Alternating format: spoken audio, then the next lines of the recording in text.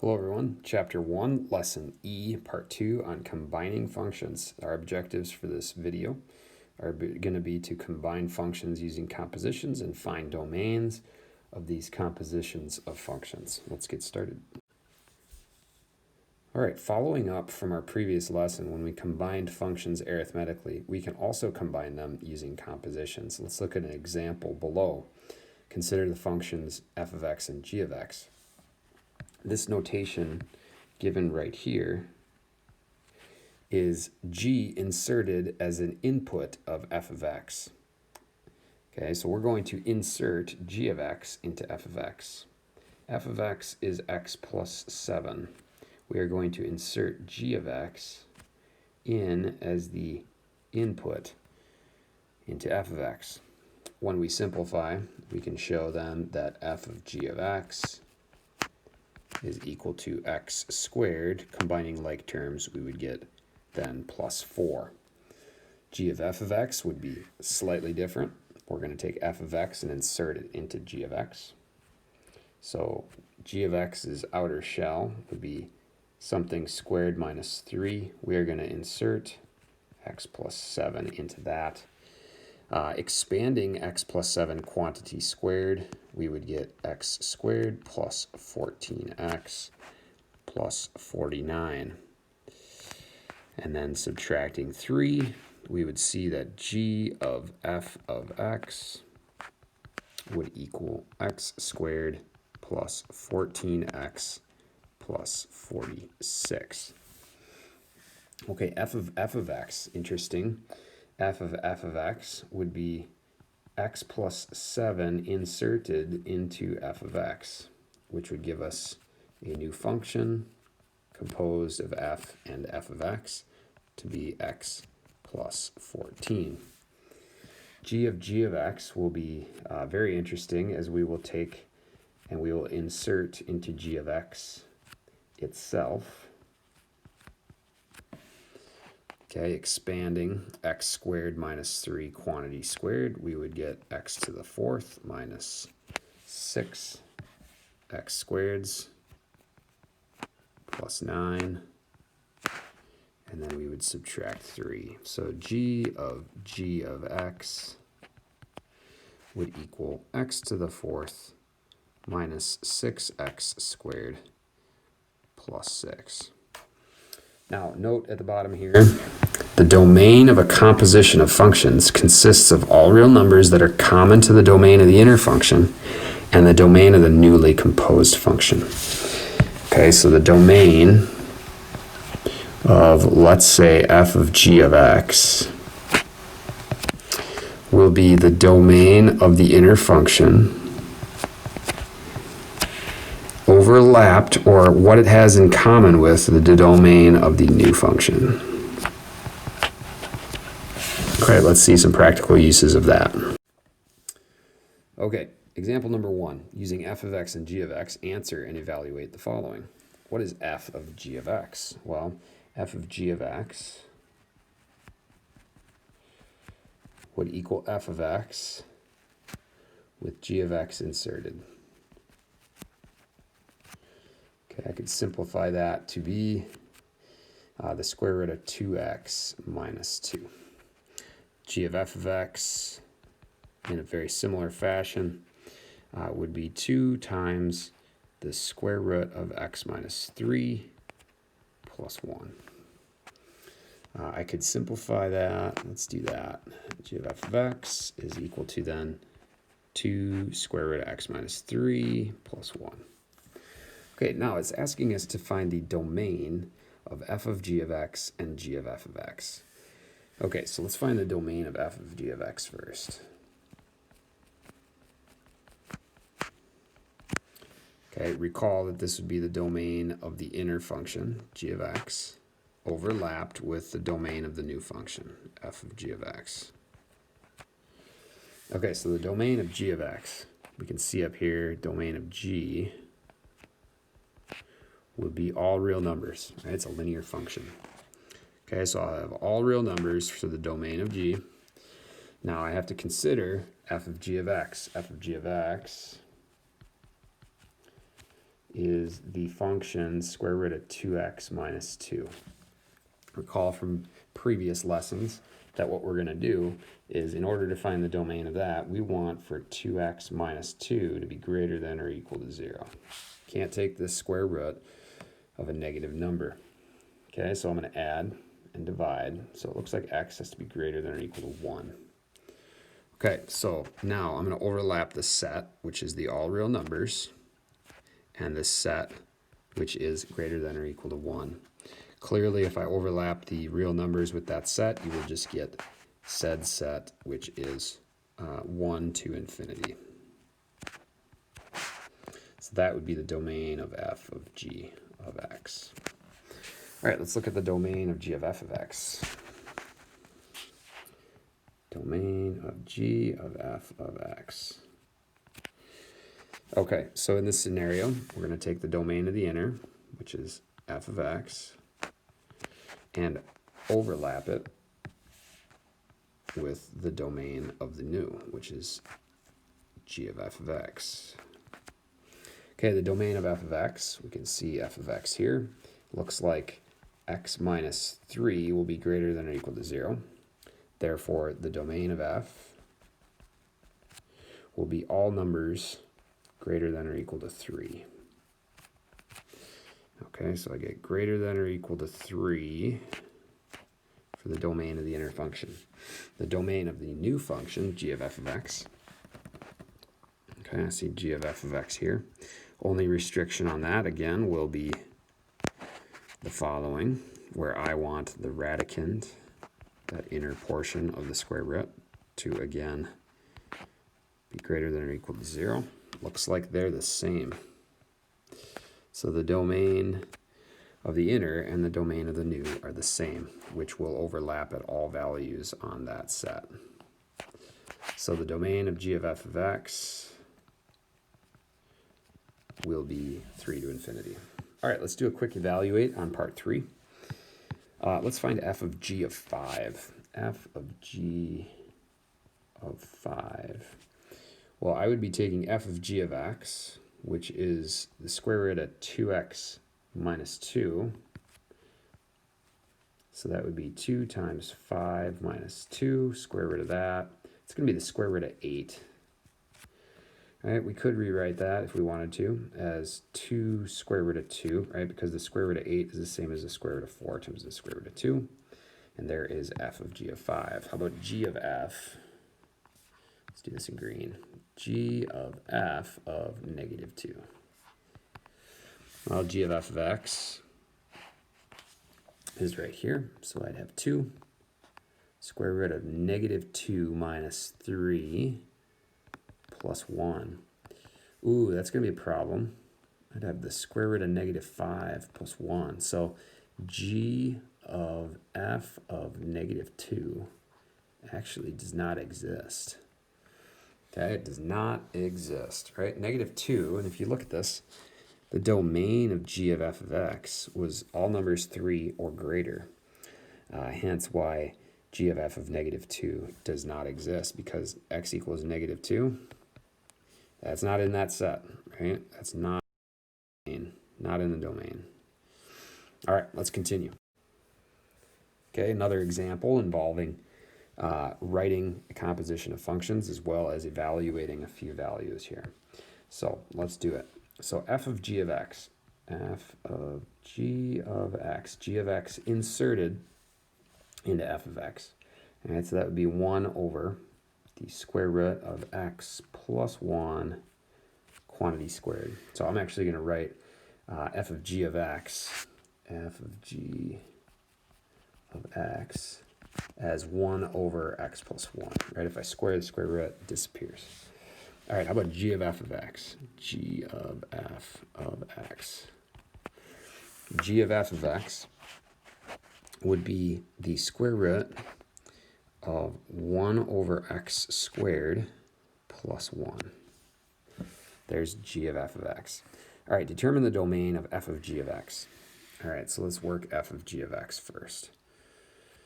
All right, domain f of g of x, as mentioned before, will be the domain of the inner, g of x, overlapped with the domain of the new, f of g of x. Okay, domain of g of x. It looks like x has to be greater than or equal to negative 1. Okay, so greater than or equal to negative 1 overlapped with the new, where x cannot equal negative 1, right? If we have x equal to negative 1, we got an issue with f of g of x. The denominator would equal 0. So if I overlap these two sets, I actually get the same, almost the same set as the domain for g, except I can't include negative 1. So domain of f of g of x is greater than negative 1. Okay, let's look at g of f of x. Okay, domain g of f of x will be the domain of f overlapped with the domain of the new. Okay, so let's look at f of x first. It looks like x cannot equal 0.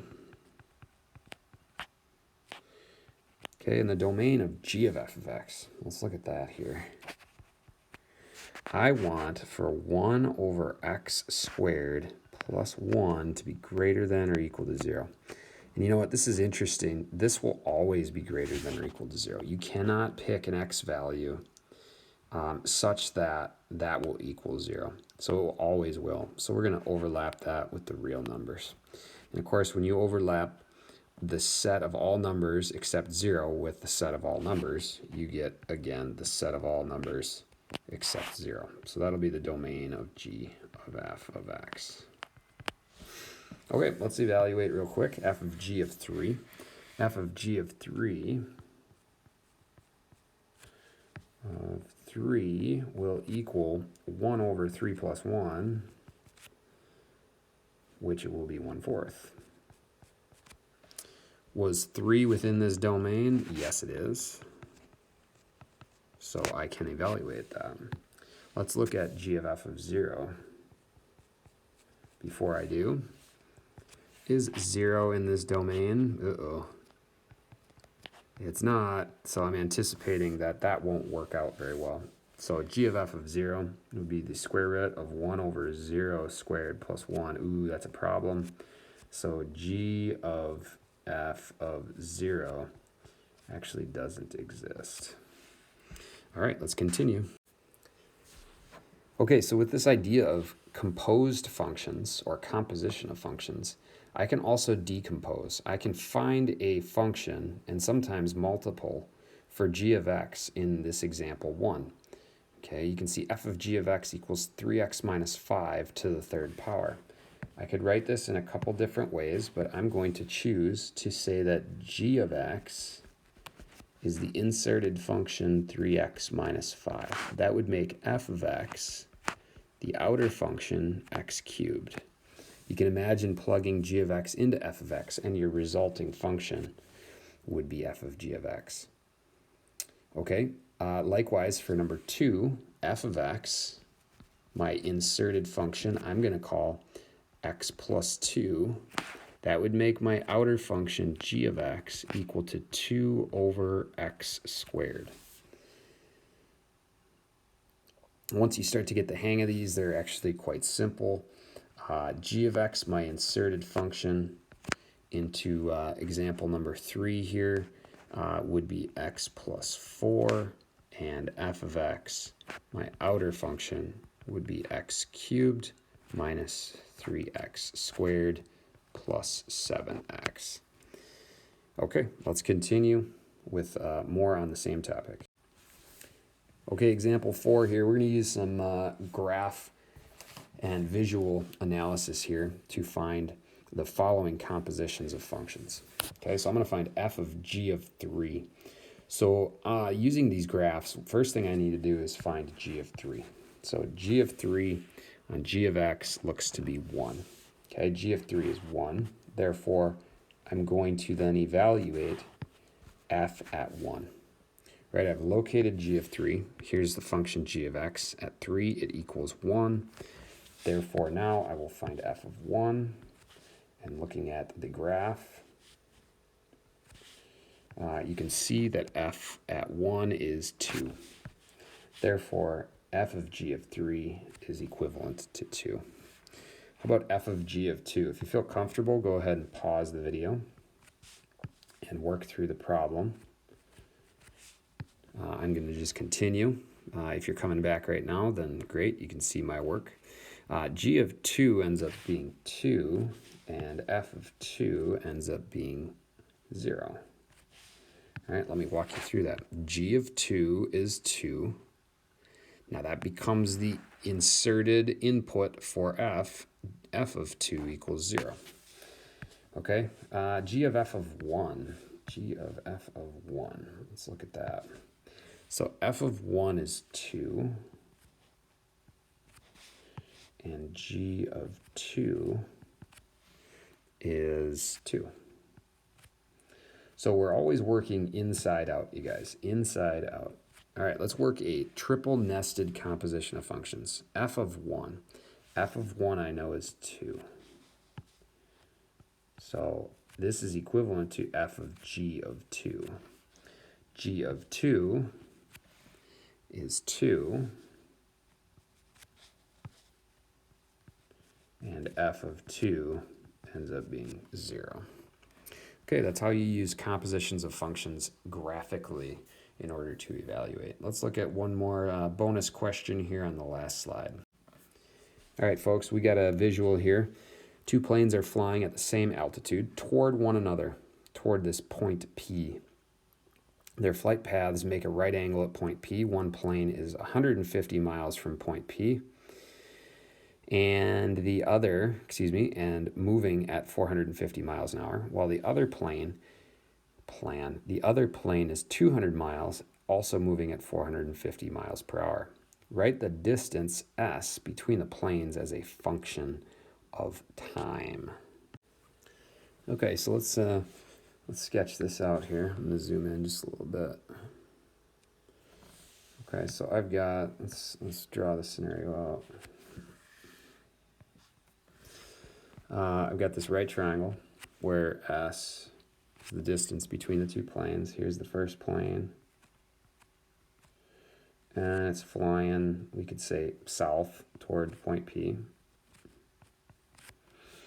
Okay, and I got my second plane. Let's say it's flying west at the same speed, 450 miles per hour, but it is 150 miles from point P. Okay, whereas the other plane is 200 miles from point P. So how could I write an equation for plane number 1's distance from point P? Well, I could take the distance that it currently is at minus its rate.